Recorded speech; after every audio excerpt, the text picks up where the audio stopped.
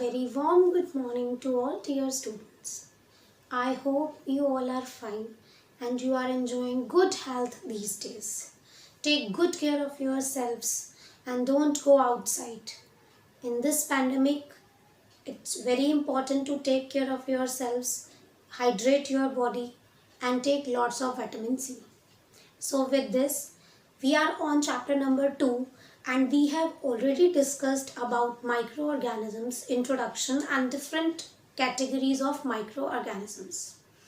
Now we will concentrate our studies towards the useful microorganisms and harmful microorganisms. So we will discuss how microorganisms are harmful to us and how they are useful to us. Today in this class, we'll concentrate our studies towards useful microbes. We'll discuss how they are useful in different type of industries like in commercial use, in medicines and in food industry also. Let's start our topic. So in today's class, we will discuss about how microorganisms are acting as friends for us.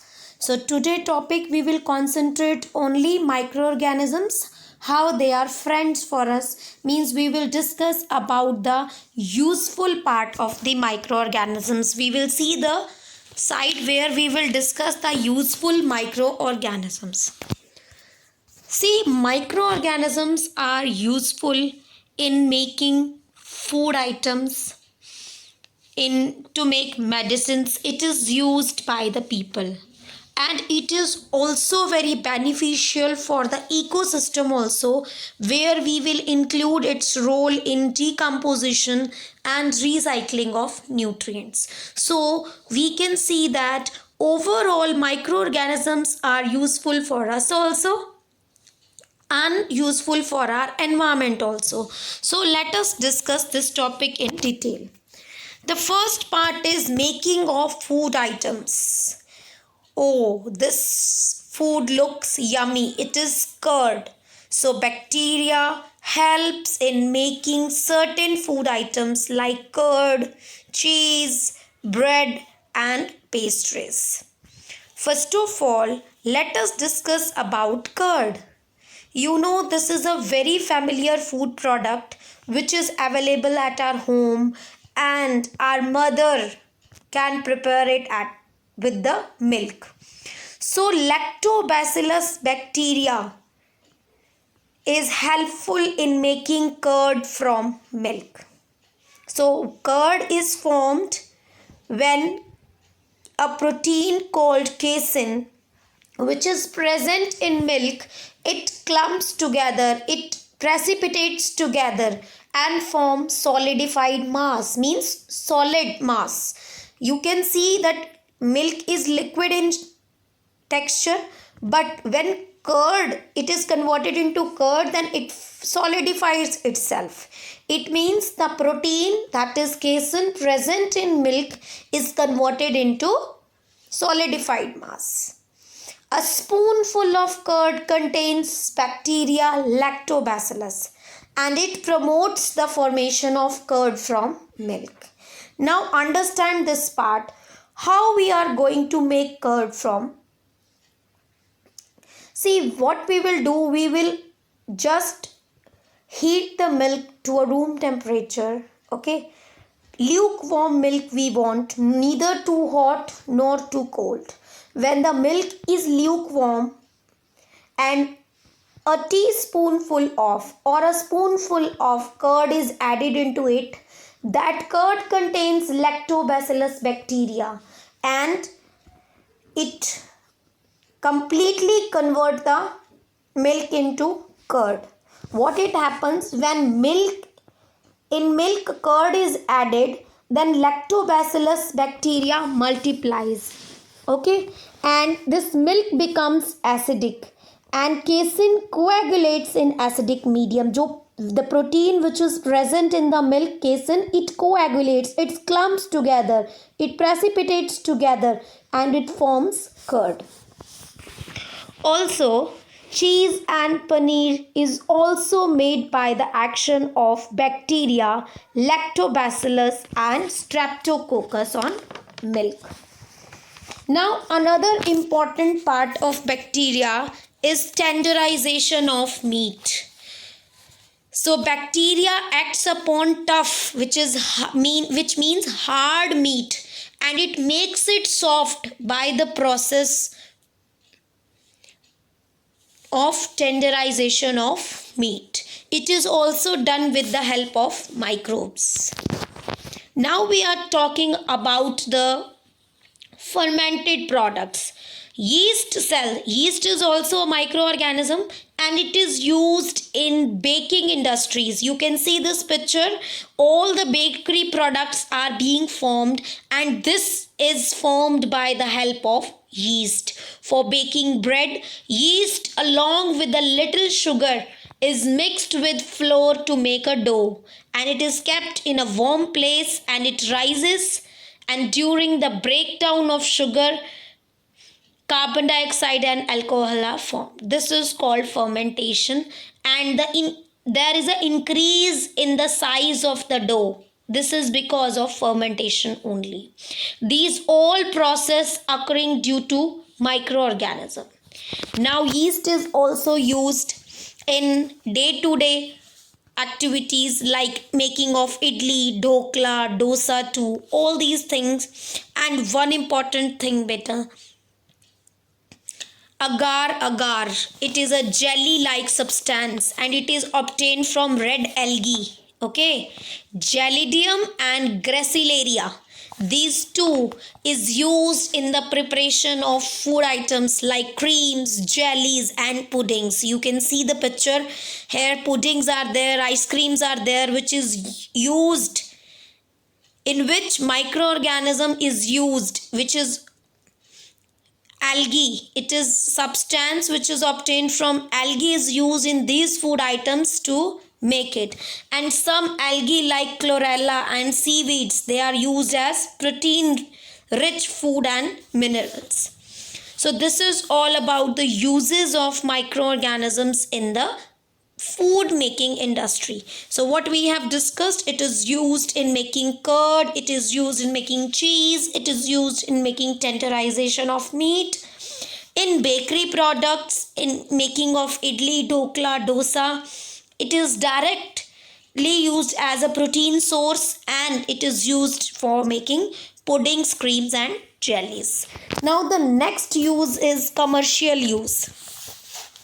Yeast is used for commercial production of alcohol, wine, beer, acetic acid. And for this purpose, what is done? Yeast is grown on natural sugars, which is barley, wheat, rice and fruit juices.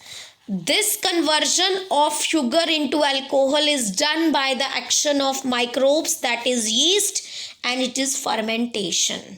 Okay. Louis Pasteur was the scientist who discovered this fermentation process.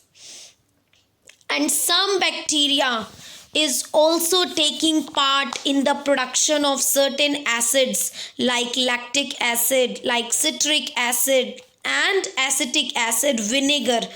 So this is the commercial use where we are using the microorganisms for commercially producing the products. And in one more industry, it is used, means bacteria are used or microbes are used, that is in the production of coffee and tobacco. So this is the commercial use of microorganisms. So commercially they are used to prepare lactic acid, acetic acid and citric acid. Along with it, it is used to make alcohol, beer, wine and other products also. And it is also used in the coffee and tobacco industry. Okay, now we are moving on to the medicinal use. See, what is these? These are antibiotics. This is very important topic. Need to be very careful while doing this topic. First of all, the question arises, whenever we fall ill, the doctor gives some antibiotic tablets to us. Okay.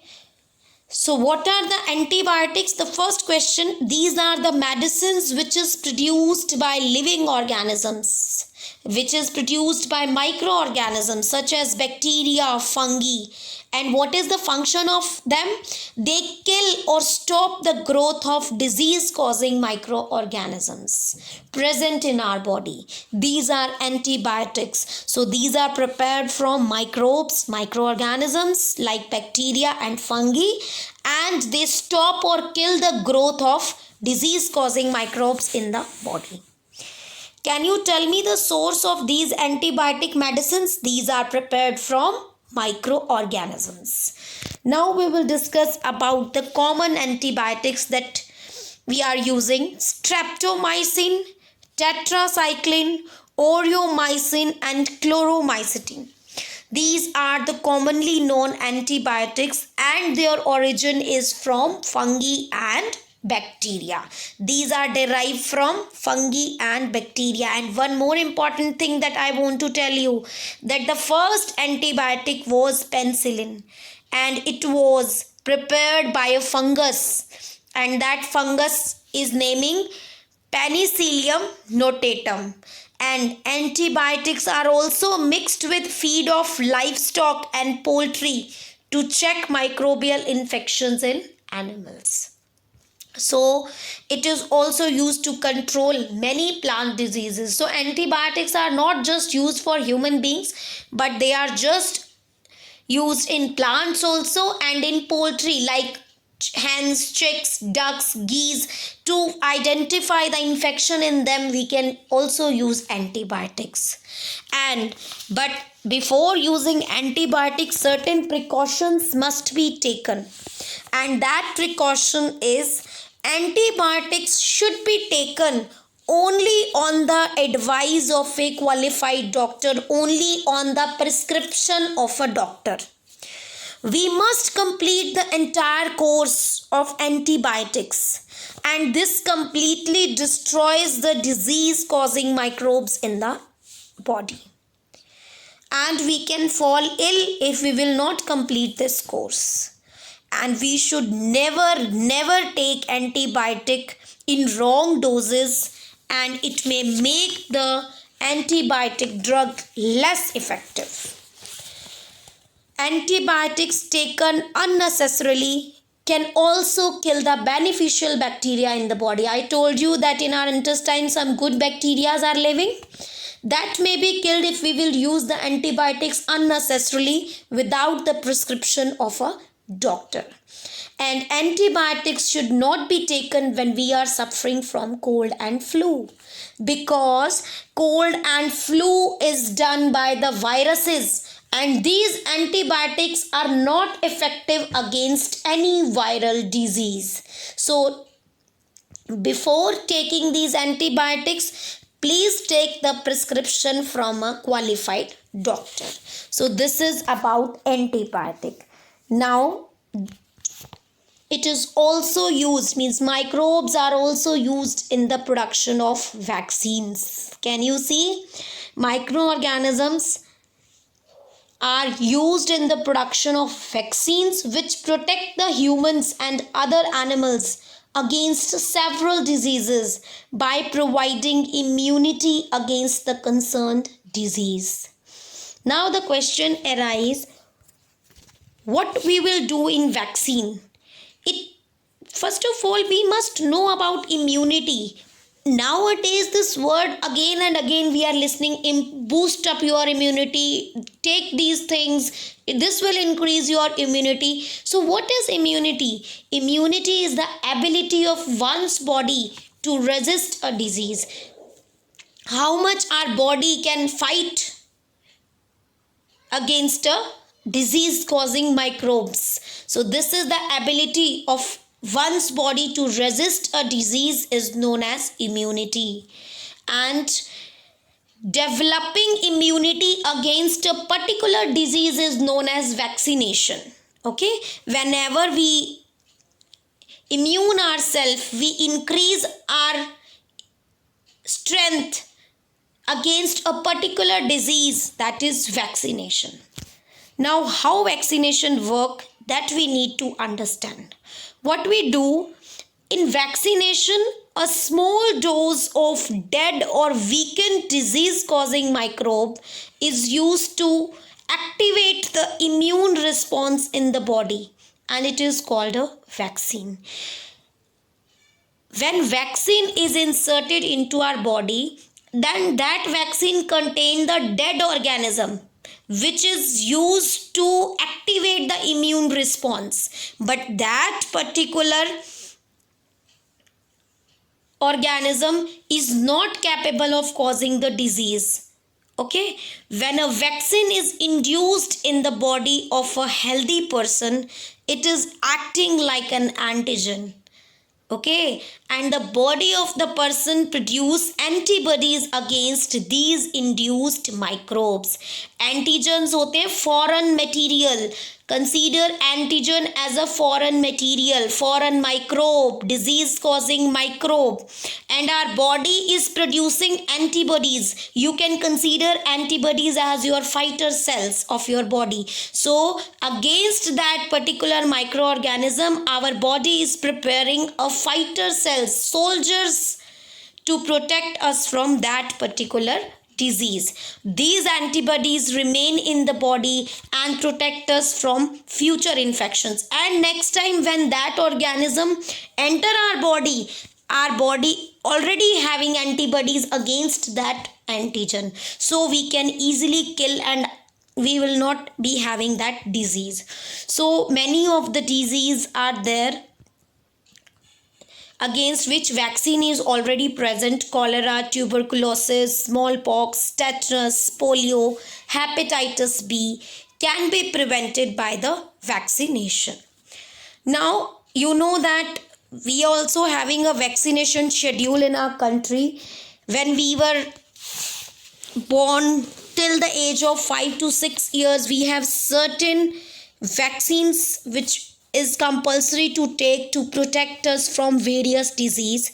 So from 0 months at the time of birth, we are given smallpox, BCG vaccine against tuberculosis. When we are at the age of 3 to 12 months, DPT, tetanus, polio, and again BCG vaccine is given. During the age of 9 to 15 month, measles, smallpox vaccines will be given to us, and booster dose for DPT is also given at the age of 18 to 24 months, and 5 to 6 years we are given smallpox, and again we are given DT for protection against diphtheria and tetanus. It is a booster dose, and typhoid vaccine also given at that time. So these are the various immunization schedule which is there. Also, not only antibiotics, not only vaccines, but bacteria is also used in making vitamin B complex tablets, okay, which is also protecting us from various abnormalities or various deficiency. It can be prepared from microbes only. Bacteria is helpful in making vitamin B complex tablets. Now the next use of microorganism is in increasing soil fertility.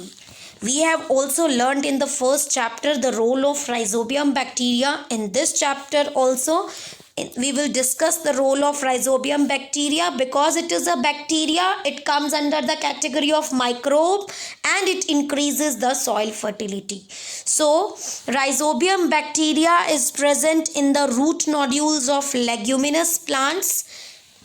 It absorbs nitrogen gas from the atmosphere and convert it into simple nitrogenous compounds called nitrates. And some bacteria like blue-green algae living in the soil also fix up the atmospheric nitrogen as nitrates, and they are known as biological nitrogen fixers. So you can see the vast uses of microbes from human beings to plants to poultry animals, commercial products, food items, everywhere microorganisms are being used. Now, one more important thing we will discuss about microorganisms is in the cleaning of the environment. They are also known as the cleaning agent of the environment. See, the microbes decompose dead organic matter of plants and animals, and they convert them into harmless substances and restore the soil fertility. So this is done by bacteria and fungi. So they are also known as decomposers, and they are acting as the cleaning agent of the environment. And in the absence of these microorganisms, if bacteria, fungi will not take the dead organic matter, then there will be a piles of dead organisms cover the earth. And also some bacteria is there to help in the treating sewage. So they also treat or decompose the sewage and other waste also. So this is a natural method how microorganisms are helpful in keeping our environment clean. Now we have another uses of microorganisms, which is in jute industry. You know that it is also used in leather industry also. So bacteria are useful in leather and jute industry. Tanning is done with the help of bacteria. Can you tell me what is tanning? Tanning is the removing of the skin of the animal. Okay, to convert animal skin into leather. This is tanning. And ratting of fibers is also done with the help of bacteria. And what do you mean by ratting of fibers? Losing of fibers. Okay, so you can see that this ratting process, the jute fibers are dipped and then bacteria act over it, and then these can be easily separated out. Bacteria also helps in the generating biogas, and they are also acting on waste product like animal waste, garbage, agricultural waste, produce biogas which is used as fuel. And one more important use, not last but one more important use of bacteria is in the digestive system of ruminants like cows and goats, and this bacteria helps in the digestion of cellulose present in grass and plants. So these all are the uses of microorganisms. So you can easily see that how much microbes are useful to us. They not only in the industry, not only in the commercial production, not only in the food industry, but also for the environment and agriculture, it is equally important for us. So with this, we have completed this topic of useful microorganisms. In the next class, we will discuss how microorganisms are acting as foe for us. Foe means enemies to us. Now we will discuss the another part in which we will discuss the harmful effect of microbes. Till then, you stay safe, stay home, take care of yourselves. Bye.